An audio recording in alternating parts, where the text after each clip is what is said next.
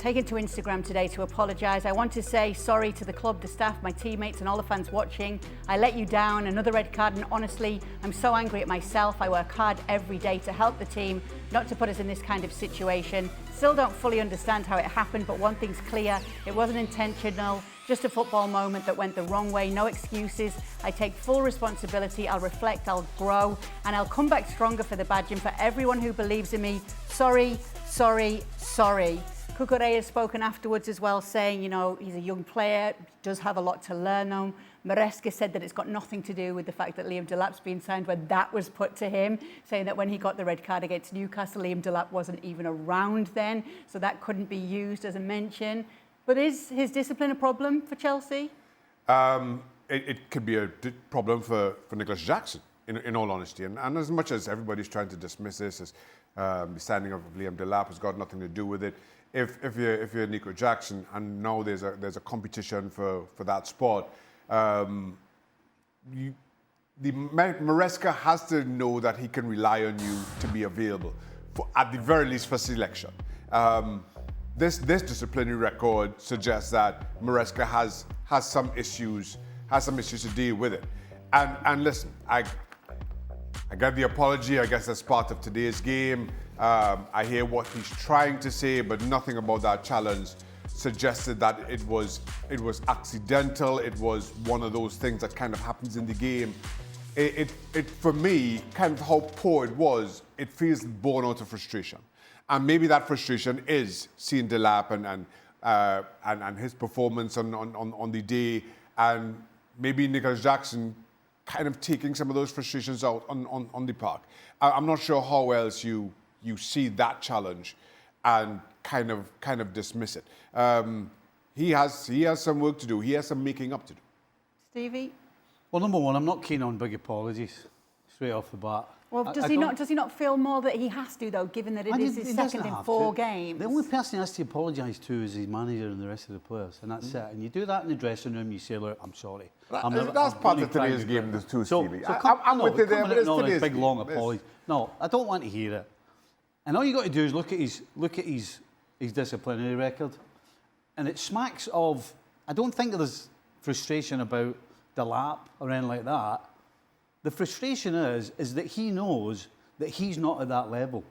Every time he steps on the field for Chelsea, he's trying to prove that he is good enough. And when you're in that mental state of mind, you're going to make mistakes. You're going to do reckless things. And that's 18 yellow cards in 78 games for a centre forward. That tells you he's running around like a chicken that's lost its head, trying to prove something to himself or Chelsea or whoever. That's not how you play the game. And one of the biggest problems he has is with his finishing, and it's about composure. And when you're going around getting 18 yellows and 2 reds, that's lack of composure. This guy's not a calm player. This guy's running around, as I said, like a chicken without its head. You know, yes, he makes great runs, but if you look at him, he's always running. He's just got that nervous energy, and that's what happens. You make mistakes. You do silly things. You get red cards. You get 18 yellow cards. And to me, it's all to do with what he's doing on the field that's making him frustrated and makes him not quite see things as clear as he should. It's a difficult one.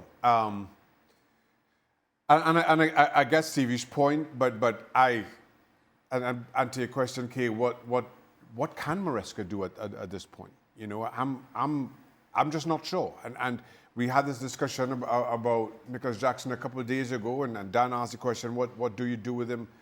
Similarly, I'm not sure. Back in December, he signed an 8.5-year contract. He's got 8 years to run. So now, all of a sudden, you have a striker who's getting himself in trouble. You're thinking about replacing, but he's there for 8 years. And that kind of dictates some of what you can, or to the point, cannot do with him. I don't think he's at the quality that Chelsea need if they're talking about not just consistently finishing top 4, but challenging at the top end of the table. But they've boxed themselves in, and the solution to that, I certainly have no clue. It's definitely on Maresca. You've got to take the air out of the balloon. If you do that with him, then he might have a chance. Because all the word is that they're looking to keep hold of him, even though there is interest from clubs in the Serie A, big clubs as well, that they're expecting him to fight for his place. Well, yeah, and they should be, because right now they have a young player in Delap who you could argue, well, not argue, he's not ready to lead the line for Chelsea. And you would argue that Jackson's not good enough. I certainly don't think he is good enough to lead the line for Chelsea, but he's certainly way more experienced than Delap. So they can't afford to lose him unless they bring in that bona fide centre forward who's going to be better than Jackson and who's going to be doing a bit of everything, holding it up, running in behind and scoring goals. Maybe that's Delap down the line, but he's not ready right now. The weird thing for me is how good Nicolas Jackson was in the first half of last season. Maresca comes in and all of a sudden is getting the best out of Nicolas Jackson, which prompted that ridiculous contract extension. We thought it was ridiculous even then when he was playing well. And then all of a sudden, second half of the season, we'd see him regress to what we'd see in the season before, and again, kind of have Chelsea wondering what next. Yes, okay. Elsewhere in the Premier League, as we know, the news is now official that Florian Vertz will be a Liverpool player in the coming season. It's a British record fee of £116 million. It's a 5-year deal, and we got to hear from the German playmaker himself now that he is a member of Liverpool. Was the right point in my career to make a next step, and of course I wanted to get to a club who's like from the top 3 in the world, and in my opinion Liverpool was one of them. The Liverpool fans are excited that you're joining the club. They've been waiting for us to announce this transfer. What would you say to the Liverpool fans? Thank you for the support, and I'm really looking forward to play in front of them and achieve together big things.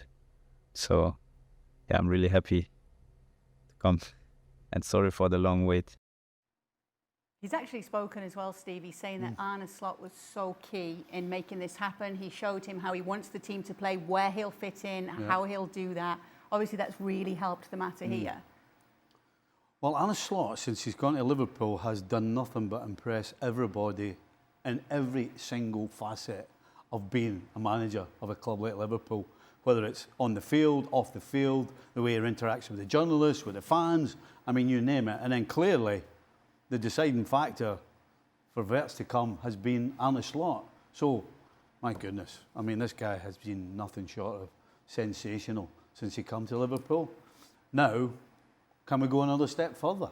How are they going to look with Florian Wirtz in the 11? Well, I'll tell you what, they're going to be attacking teams, I know that's for sure. When you look at the talent they have going forward, it's a case of who plays where and what system do we play. I particularly think this will be what they'll start with Szoboszlai coming late. You know, Wirtz, I think, will have, although he's in the centre-forward position, he will have, no doubt, licence to roam around. And as I said, Szoboszlai is going to get in the box, as is Gakpo. And of course, we know that Salah is going to be in there as well. So, yeah, this is going to be about attacking.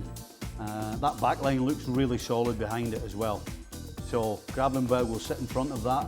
And McAllister, I expect, will get up in and around the penalty box as well. So, you know, they're going to defend with 5 and they're going to attack with 5. And they can change it, they can switch it.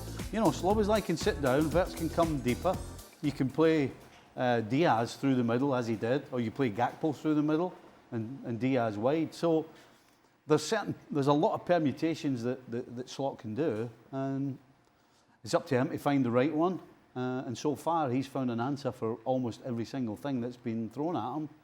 So I don't expect he'll do anything else and find the answer again. I know you spoke about it yesterday, but the best team in England just got better, Shaka. Yeah, listen, there's no question of Florian Wirtz's talents, how he comes into a front, well, I expect it'll be a front 3 for Liverpool that can rotate. That so many of those players, we know where Mo Salah is going to play. I kind of know exactly what he's going to do out there, certainly in terms of numbers and performances.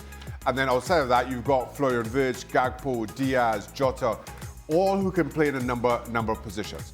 Florian Wirtz is an incredibly talented footballer. I think he plays through the middle, but have license to come out left if he decides to, and whoever on the slot decides to play out there on the day, just kind of adjust his suit. I think it's a really exciting prospect for Liverpool, going back to that, where you have a front three that you know are all capable of goals. How excited are you, Stevie, for this signing and to see him at Liverpool next season? I'm surprised. When I first heard it, I didn't believe it. I just didn't think Liverpool were the team that were going to spend that amount of money on one player. Dan and I were arguing about, Alisson and Van Dijk. Yeah, Craig loves bringing it up. Oh, as well on the he show does. last You night. got to mention yesterday. You got to mention yesterday. Of course. Yeah. So I didn't think that's what they would do. I didn't expect Vertz to come to Liverpool, and now he's there. I mean, along with Kerkez coming at the back, they're maybe going to sign Gay from Crystal Palace. I mean, my goodness, Liverpool just won the Premier League, and by the way, just got better on paper.